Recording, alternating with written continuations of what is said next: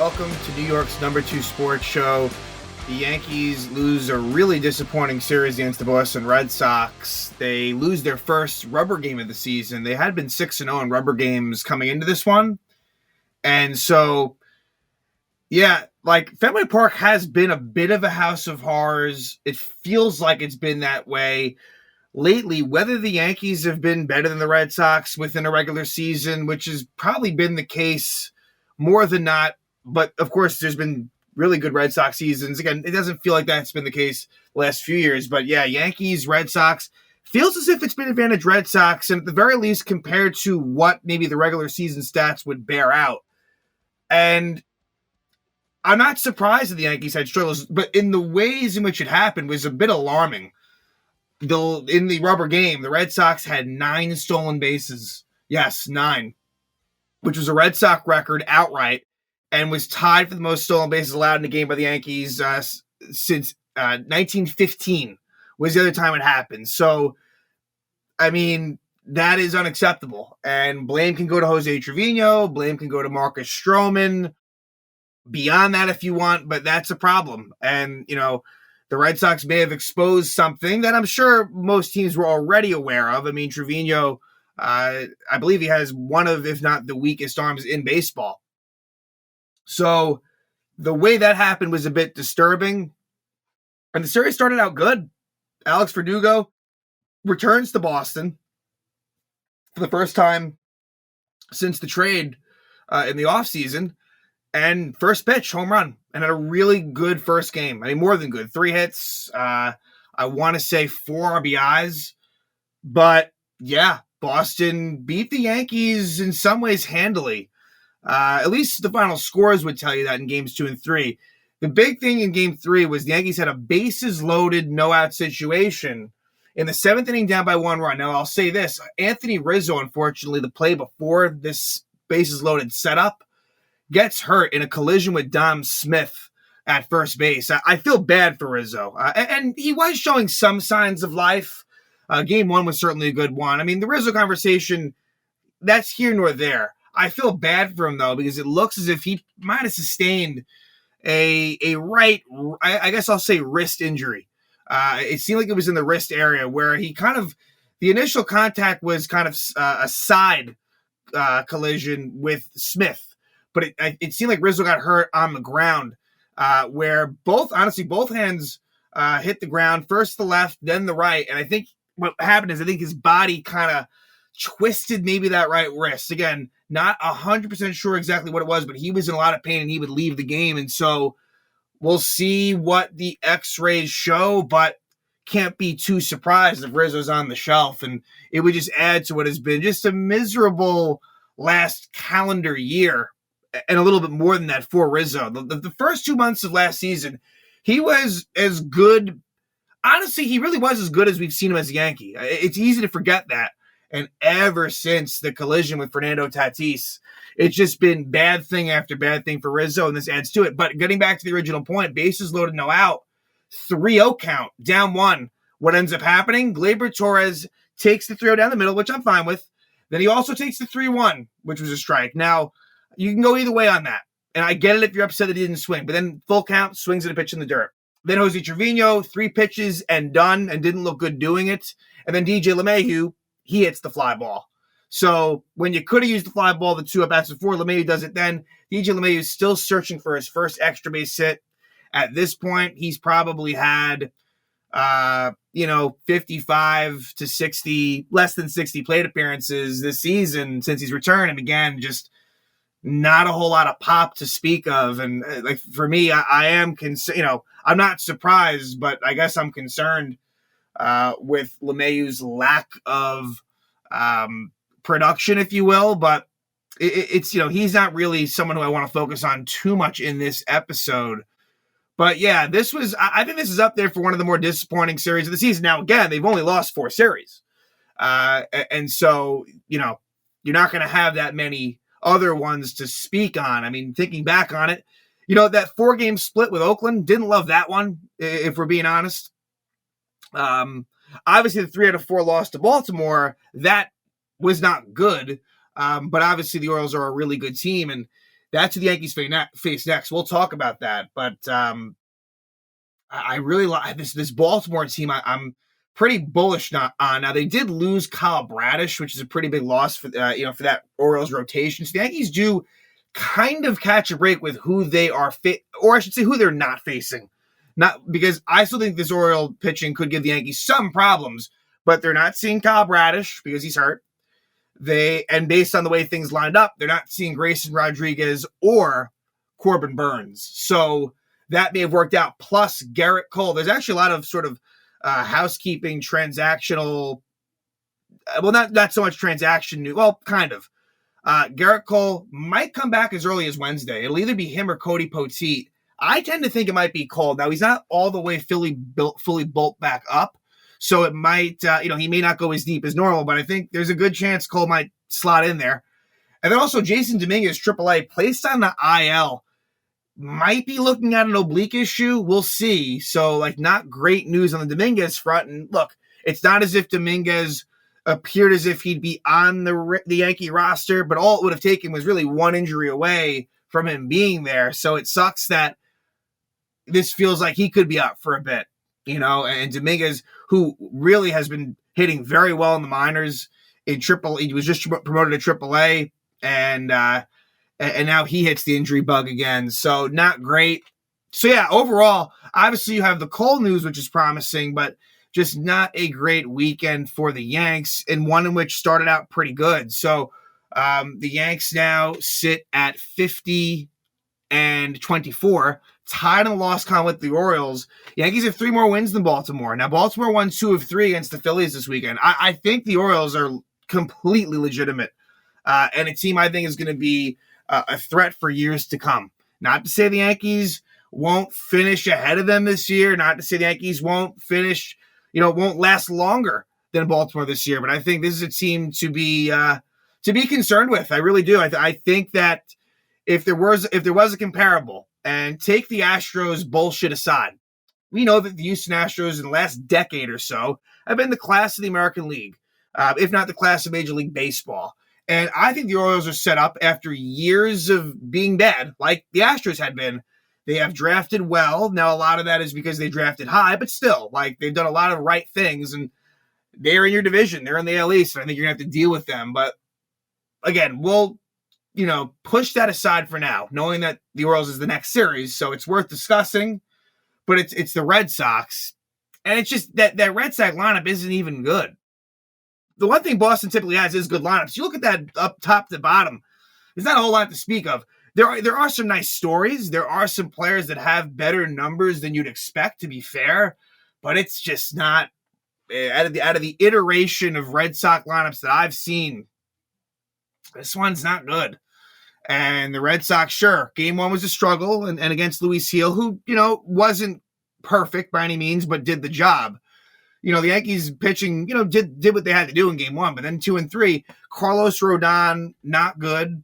Marcus Stroman, not good. And the bullpen, not good. And the bullpen is something that needs to be addressed. Absolutely needs to be addressed. We can go chapter and verse on just individuals, and I know that injuries are part of the problem. It is, but I still think that's a good enough excuse, because we've seen the Yankees. They're able to kind of mix and match and make it work.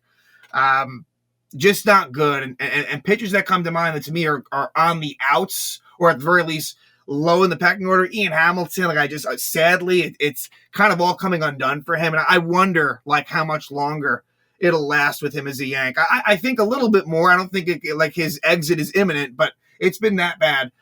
Caleb Ferguson. Now, the funny thing is Ferguson actually had a really nice game 1. I have to say that he did. But for him, again, Ferguson and Gonzalez from the Dodgers, at best, And it's funny because Gonzalez's ERA, which again it's a bit of a misleading stat, but it's a lot better than Ferguson's. But it's funny, Ferguson from a walk to strikeout ratio, it's a lot better than Victor Gonzalez. Both of them have their flaws, is my point. So you could really use a better lefty in the pen. But like I said with Hamilton, Tommy Kahnle, who we saw in this series, he wasn't awful, and got into some trouble. But Kahnle is not really where we've seen him in the past. Right. And so you're really depending on like Luke Weaver, who he even kind of, I guess it's tough to really evaluate him. He even had some struggles in game 3 a little bit. I guess he did. I guess to be fair, he did. And, like Michael Tonkin is one of the top guys in the pen. Clay Holmes, as good as he's been, like, I think I've made it clear how I feel about him in terms of being that number 1A closer. I know it's not going to be Mariano Rivera. I get that. But with Clay Holmes, I don't believe you're in a great spot if he is your definite ninth inning guy. I think the Yankees would, it'd be in their best interest to really bulk up in that pen. And look, there will be some guys from the rotation that will very likely make their way to the bullpen come playoff time, right? And so that will help. I don't ignore that, but still, I think there's multiple arms that need to be removed and also added in. And we can include Scott Efros. Like if that ever happens, we could include Lou Trevino. I'm open to, internal options, but a name I forgot about that actually deserves more opportunity is Ron Marinaccio, to be fair. But again, I don't love the way this feels with the pen. And then the last thing I'll say is with the lineup, it's that infield that just is not great. And I'm going to leave the Trevino Wells thing to the side in terms of like the stolen bases and that whole thing. Like that is a topic of conversation. It is, but let's just push that to the side again. It's, I don't know, between LeMahieu, Rizzo, Torres, it's just not great. And I don't know how they navigate it. I really don't, but I think that they need to try to make improvements. They got time. The trade deadline's not until the end of July. So we're not going to see anything too soon. But this is a good Yankee team, capable of doing really great things. And I think that they need to attack this. They can't sort of like just hope, like, oh, yeah, like these guys will get better that they already have. I think we've seen enough of a sample size for some of them that show that it's not going to be great. So, again, yeah, like this was a frustrating series, and I think a lot of Yankee fans share that sentiment. But let's jump into it, shall we? So game 1, Luis Gil, who gets the win. He's 9-1 with a 2.03 ERA. Throws 104 pitches in those 5 innings. Look, for him lately, been, a little bit of trouble in terms of walks, becoming a bit of a thing lately. But still, 5 innings, 1 run, you'll take it. 4 hits, 4 walks, 6 strikeouts. Gets the job done. And for the Red Sox, on the mound was Brian Bayo. And the Yankees got to him. 4 2/3 innings, 6 hits, 5 runs, 4 of those earned, 3 walks, 5 strikeouts, and 1 homer. And that homer was by Alex Verdugo. So he was the story of this game. That's the shame in this, is that this series started out with, okay, great. Like a convincing good win to start it out. And really all you were looking for was just find a way to split the next 2. That did not happen. So game 1, LeMahieu on the bench, Oswaldo in at third, Trevino behind the dish, and they made a little bit of a switch outfield alignment-wise because of the dimensions of Fenway Park. You had Soto manning the green monster area in left, and then Verdugo with that more spacious space out in right, and he's used to playing right field there, having been with the Red Sox. He was out in right field. So that's only going to be a thing, I would think, for the series. They'll switch back to their customary Yankee positions that we've seen. But yeah, first inning, there was a rain delay in this one, but you get a 1-out double by Soto. And then with 2 out, first pitch back, Alex Verdugo homers off of Bayo. And he was pretty pumped rounding the bases. It's his 9th homer of the season, gives the Yankees a 2-0 lead. Let's just jump to the 4th. And the Yankees score 1 more run. And it was bad defense by the Red Sox. Really an easy play for Brian Bayo. It was a runner on third and 1 out. And 2 out. And Oswaldo Cabrera hits a ground ball. And Smith tosses to Bayo, drops it. Just flat out drops it, and Stanton scores. So bad defense by Boston there, but the Red Sox had a good opportunity in the bottom of the 4th. You get an RBI double by Emmanuel Valdez, makes it 2nd and 3rd, 1 out, but Gil is able to strike out Dominic Smith and Cedine Rafaela. So keeps it at 3-1. That was pretty big. And then the Yankees in the 5th score a couple runs.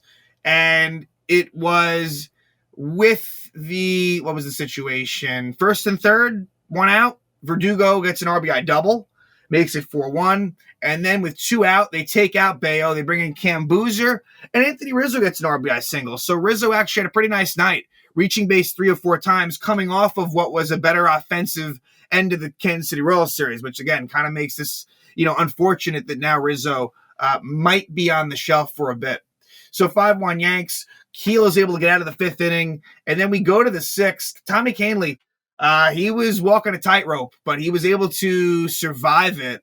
A leadoff walk to Connor Wong, then Valdez walks, then Dominic Smith strikeout, Rafaela strikeout, and Caleb Ferguson comes on to face the lefty Jarren Duran for Kahnle, and Duran strikes out. So good job by Ferguson there. We go to the bottom of the seventh, and Ferguson strikes out the side. Hamilton, O'Neill, and Devers.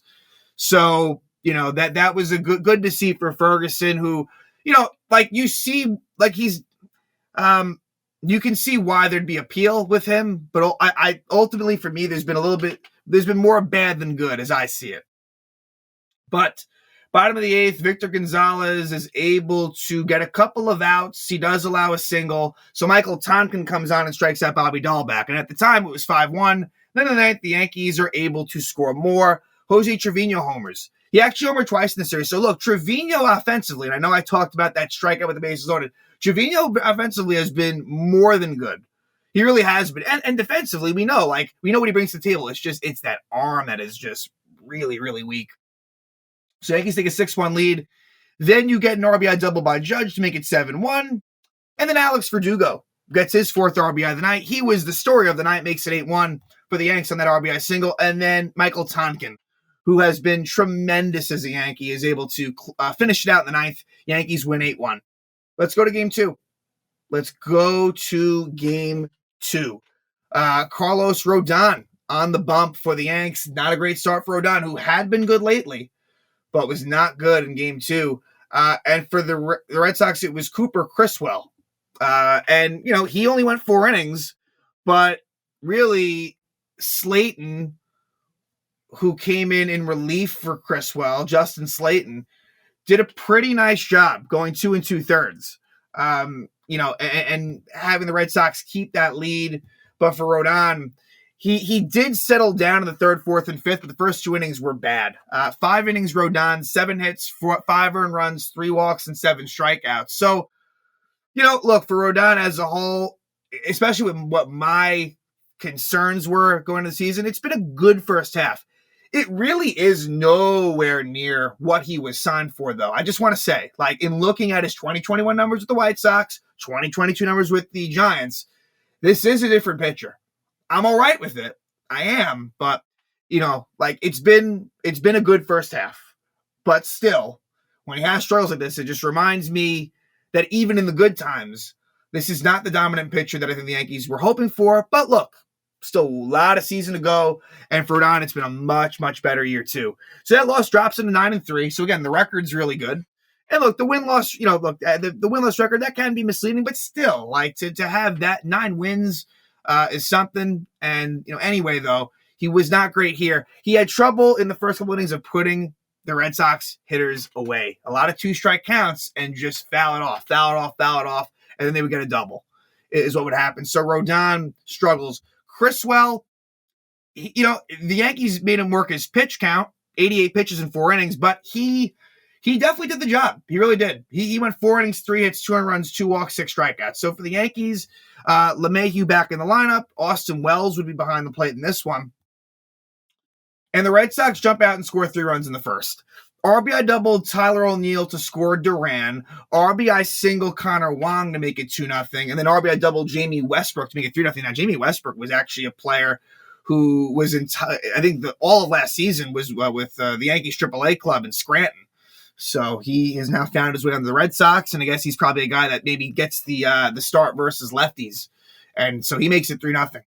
Second inning, Yankees do get a couple of runs. Bases low. Let's see. The situation, no. Second and third, 1 out. Austin Wells does strike out, unfortunately. And Wells, maybe I've been a little bit too pro Austin Wells because, the numbers, they're not good. They're really not good. He's batting 208, 612 OPS. I think that he's been better than that for sure. But the fact is, this is including his 3-run homer against the Royals. I think he's got maybe 2 homers and 10 RBIs in the season. So you do want to see more from Austin Wells. He strikes out there. But then DJ LeMahieu, it wasn't pretty, but he's able to dunk in a 2-run single to cut it to 3-2.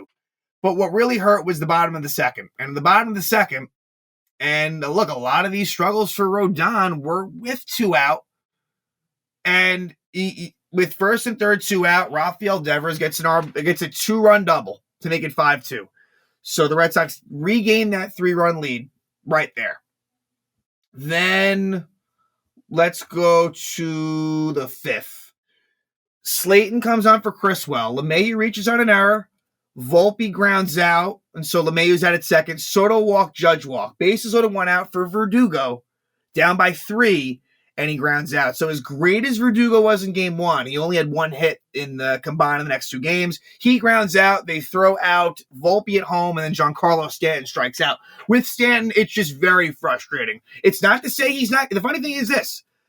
It's not as if he's not getting hits. Like, he really is. Like, Stanton is...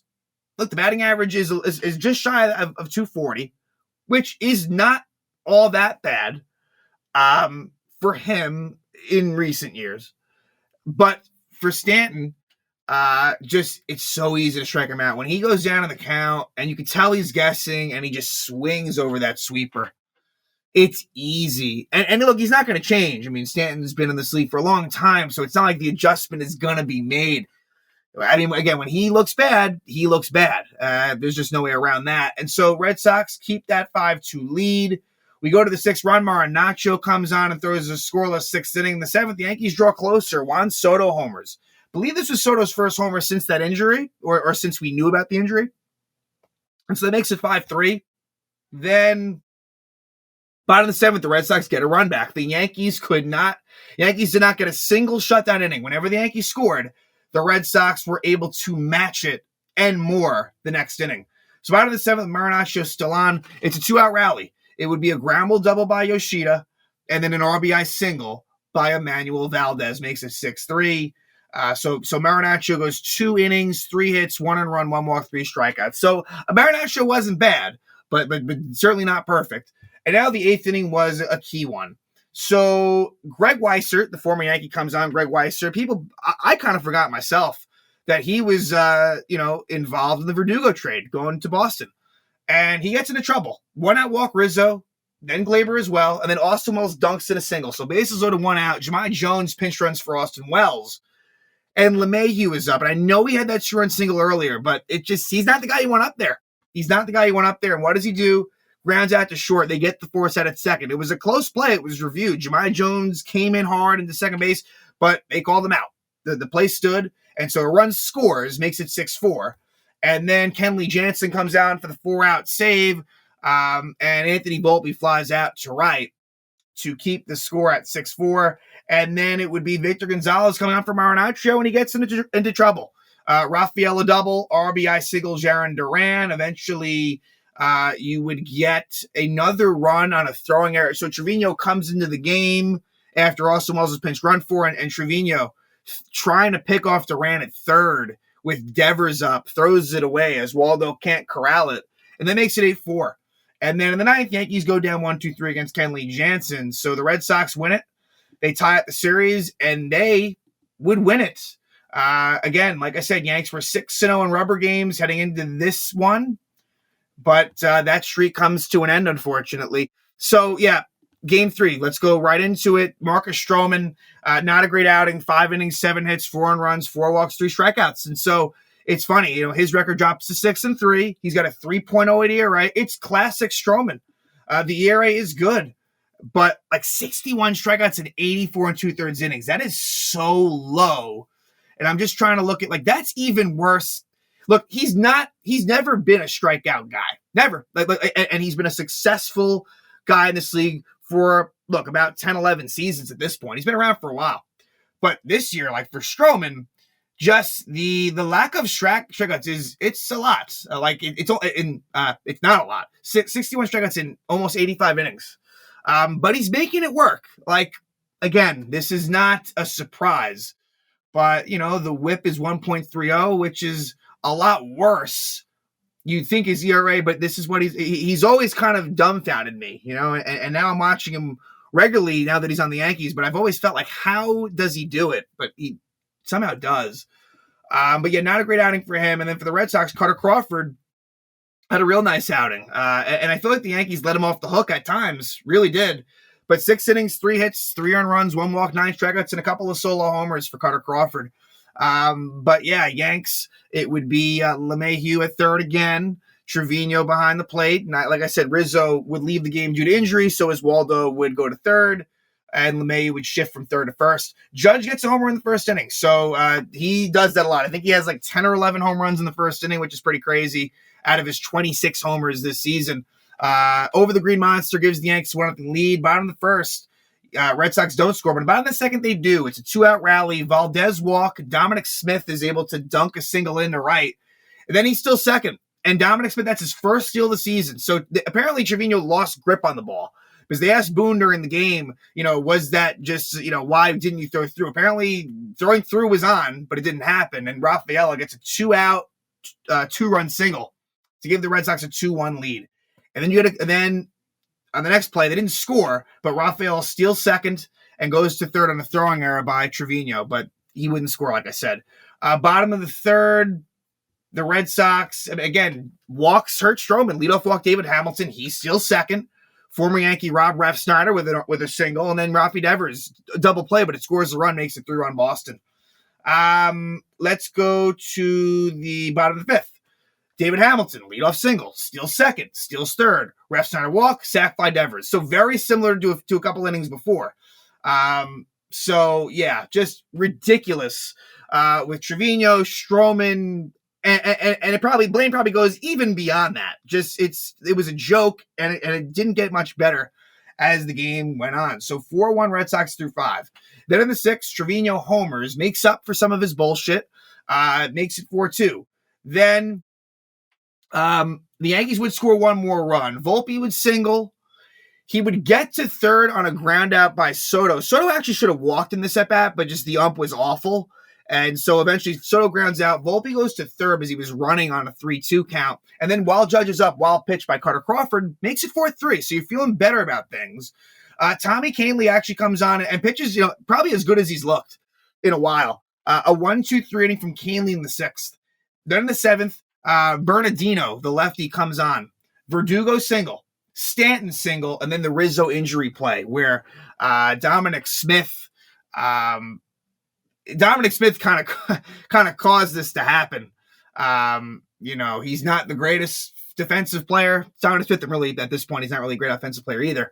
But so 4-3 Boston, and bases loaded, no out. Rizzo pinch run 4 by Cabrera. Zach Kelly, the righty, comes in. Like I said, 3-0 count on Glaber. And what does he do? He strikes out, swinging at a pitch in the dirt. Then Trevino, was it 3 strikes swinging for? No, sorry. A called strike, and then he just, a couple of sweepers that he had no chance on. And then LeMahieu, who was ahead in the count 2-0. What does he do? Fly out to center. So that was bad. We go to the bottom of the 7th. Ferguson, leadoff walk to Jarren Duran. 1-out single for Refsnyder. First and third, 1 out. Luke Weaver comes on. And this was kind of just a curious move to bring in Weaver, who I like. He's probably like one of my favorite guys in the pen. I mean, that's not saying much, but they bring him in they take out the lefty Ferguson to bring in Weaver to face Devers. I would have at least pitched carefully to Devers. I know Connor Wong's been good, and I know Connor Wong gets a hit off of Weaver. I don't know. Interesting decision-making. Either way, Devers RBI single makes it 5-3. Then Connor Wong with a 2-run triple. Verdugo tried his best. Maybe he could have taken a better route to prevent both runs from scoring, but I don't blame him. Makes it 7-3 Boston on that. And Weaver would finish out the inning at 7-3. Weissert would actually end up finishing out the game going. So it's funny. Verdugo kind of starts out the series and Weissert ends it. He goes 2 innings, but in the bottom of the 8th, Ian Hamilton comes on. He has been a kind of a disaster. Rafaela single, Duran single, or first and third, Duran steal. And so with that steal, that tied the Red Sox record. Then you get an RBI single by David Hamilton, who fucking killed the Yanks in this game. David Hamilton, 2 for 4, 3 runs. He had, how many steals did Hamilton get? Was it 4? Yeah, 4 steals for Hamilton. Then Rob Refsnyder walks, and so Hamilton's out of the game. Ian Hamilton, that is. So Tonkin comes on. And I guess on the Hamilton, so Hamilton gets a steal, which breaks that Red Sox record, 9 steals. And then Tonkin allows an RBI single to Connor Wong, makes it 9-3. That's your final score. So disappointing, frustrating series for the Yankees. And so now it'll be the Orioles versus the Yanks. Baltimore comes to town, probably feeling pretty good about themselves, coming off of a very impressive series win against the Phillies. And the pitching matchups are as follows. And, if you don't know some of the Orioles starters, I don't blame you. So Cortez in the mound for the Yankees, in a big start for him. The good thing is he's been better at home than on the road, but still, we'll see what happens. And Albert Suarez, who has been a pretty nice find for the Orioles. He's got a 1.60 ERA in 7 starts, 14 games overall. Pretty impressive numbers. He doesn't seem like he has overpowering stuff, but he's 34 years old and hadn't pitched in the major league since 2017. So this really is quite the story. So the right-hander will face the Yanks in Game 1. Then Game 2, like I said, it's either going to be Garrett Cole or Cody Poteet. I tend to think it'll be Cole, but they haven't made that announcement yet. And then for Baltimore, it'll be the lefty, Cade Povich, who is a rookie, and his numbers are not impressive. But look, what I'll say about this series is this. The Yankees are a lot better versus right-handed pitching than left. And Povich is lefty, as well as the Game 3 starter, Cole Irvin. Cole Irvin, he's another one of those guys, similar to it kind of feels like Stroman, where his ERA is low, but his whip is high. He doesn't get many strikeouts. So what that tells you, I guess he must get a lot of double plays. He's able to kind of get out of jams. So Irvin, he's hittable. And but again, the Yankees have struggled with lefties, so we'll see. And then Luis Gil is on the mound for the Yankees. So a really big series for the Yanks. I'm really hoping they can win the series. I'm not saying I'm confident they're going to, but this is a huge series. It's the first series against the Orioles at Yankee Stadium. We know what happened in Baltimore. They lost 3 out of 4. And Baltimore was the better team. And like I said, I really want to see the Yankees, who have not been playing the best baseball lately. I want to see them, turn it up in this series against Baltimore and, get 2 out of 3. I don't care how you do it. I'm not expecting them to sweep. Why should you? That's quite frankly unrealistic. It just is. I would be thrilled if that happened. Take 2 out of 3. That's the goal. That's what they got to do. And we'll see. Hopefully Garrett Cole, makes his season debut. And we'll find out about Anthony Rizzo. I'm not sure, if news will come out tomorrow or, if we won't find out until Tuesday. We'll see. But with Rizzo, didn't look great in terms of the pain he was in. So I kind of suspect that he might be out. But, hopefully I'm wrong. Just in terms of just his psyche, more than anything. Look, I've been very critical of Rizzo this year, but you just, what he went through last year, it'd be tough for him to, to be hurt again after it kind of seemed like maybe he was turning a corner. But again, Yankees lose the series at Fenway. It's kind of been a house of horrors for the Yankees as I see it, and certainly thinking about specifically Sunday night baseball games, just feels like things go wrong in those, many times over the years. So, Yankees lose their first rubber game of the season. They allow 9 stolen bases in that rubber game. And hopefully they'll turn things around as they head back home to take on the Baltimore Orioles.